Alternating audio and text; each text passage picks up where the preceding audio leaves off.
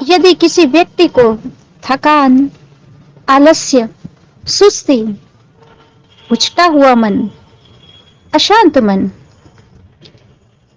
अनिद्रा, मस्तिष्क की नसें जो है सक्रिय नहीं रहती, मस्तिष्क में ऊर्जा का, रक्त का संचार बाधित है, अवसाद है, तनाव है, तो मेरा यह प्रयोग जो मैं आपको बता रही हूं, इन सब में आप देखेंगे कि लाभ प्राप्त हुआ है। यह तो वो लाभ है जो शास्त्रों में वर्णित है। जब आप स्वयं करेंगे तो आप नए नए अनुभव इससे प्राप्त कर सकते हैं।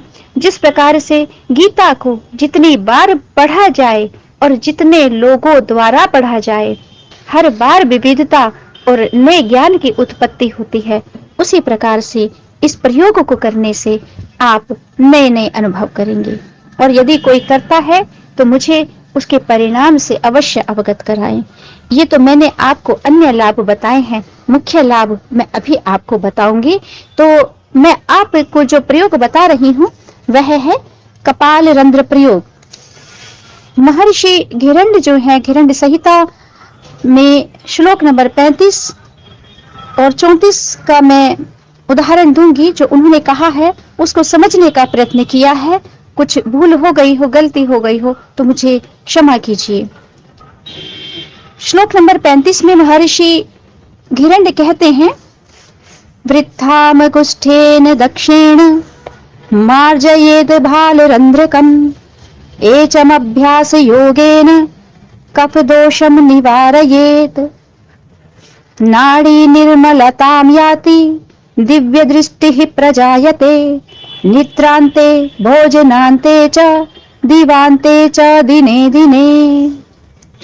अभिप्राय यह है कि दाहिने हस्त के अंगुष्ठ से कपाल रंध्र का मार्जन करें, जहां पर शिखा धारण की जाती है। जब बच्चा छोटा होता है तो उसके कपाल पर पीछे की ओर जहां पर शिखा बांधी जाती है, वहां पर एक रंध्र होता है। एक पतली से परत से वो रंध्र ढका होता है और हम अनुभव कर सकते हैं कि यहाँ पर एक रंध्र है। छोटे बच्चे को हम पहचान सकते हैं। अभी हमारा वो रंध्र कड़ा हो जाता है, कठोर हो जाता है, क्योंकि जिस चीज का उपयोग नहीं किया जाता, जिस वस्तु का उपयोग नहीं किया जाता है, वह वस्तु क्रियाहीन हो जाती है, प्रभावहीन हो जाती है, सुप्त हो जाती है।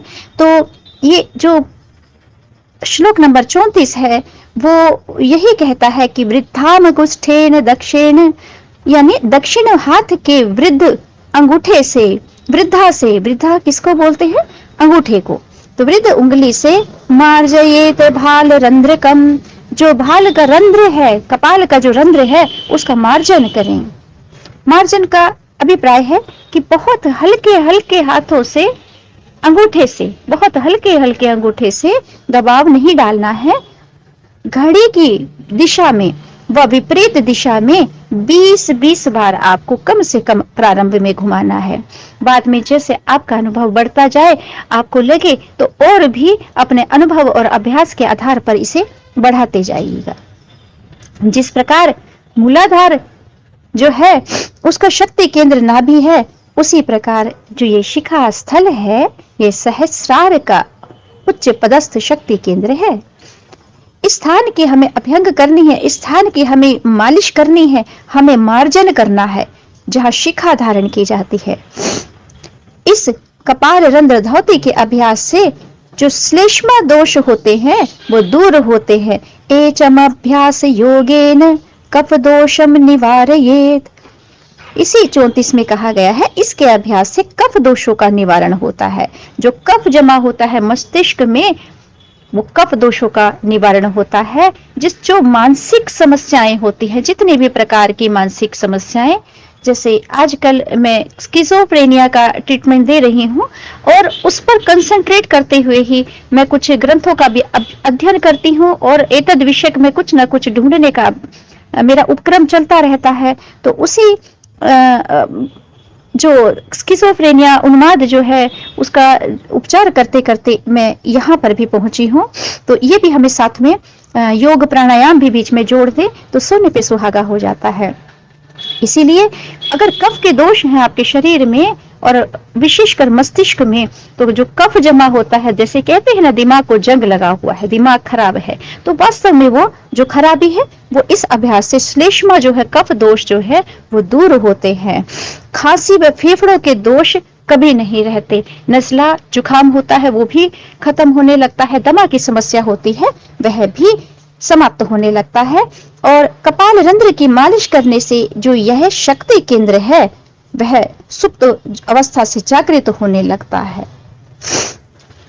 तेल मालिश करते हुए, हम जब भी तेल मालिश करते हैं, हम हर जगह मालिश करते हैं, साइड में करते हैं, कनपट्टियों के ऊपर करते हैं, सिर के ऊपर करते हैं, कपाल के ऊपर करते हैं, बिल्कुल पिछले भाग पर करते हैं, परंतु ये जो कपाल रंध्र है इस पर हमारा कभी ध्यान नहीं जाता है। यहाँ पर तेल डालकर आप यहाँ पर अंगुष्ठ से मालिश किया करें, दक्षिण हाथ के, क्योंकि यही एक रंध्र है जो टॉप पर है, शिखा पर है, और इसीलिए यहाँ पर शिखा धारण की जाती है और पूरे देह की ऊर्जाओं का ये शक्ति का केंद्र है। इसके अभ्यास से नाड़ी निर्मलताम याति दिव्य दृष्टि ही प्रजायते।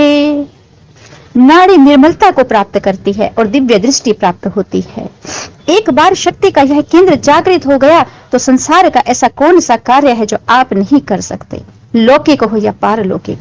निद्रांते भोजनांते च दीवांते च दिने दिने, कभी भी कर सकते हैं। आपको इसको नियमित रूप से करना है। निद्रांत नींद के अंत में, अर्थात जागने पर, भोजन के अंत में, वज्रासन के को छोड़कर और कोई, या भ्रामरी को छोड़कर आप कोई प्राणायाम, कोई योगिक क्रिया नहीं कर सकते हैं, परंतु आप इसे, इस कपाल रंध्र के प्रयोग को निद्रा के अंत में, भोजन के अंत में, दिवा के अंत में, दिवस के अंत में अर्थात शाम के समय, और दिने दिने और प्रतिदिन आप इसका अभ्यास करेंगे तो आप बहुत बहुत लाभ देखेंगे।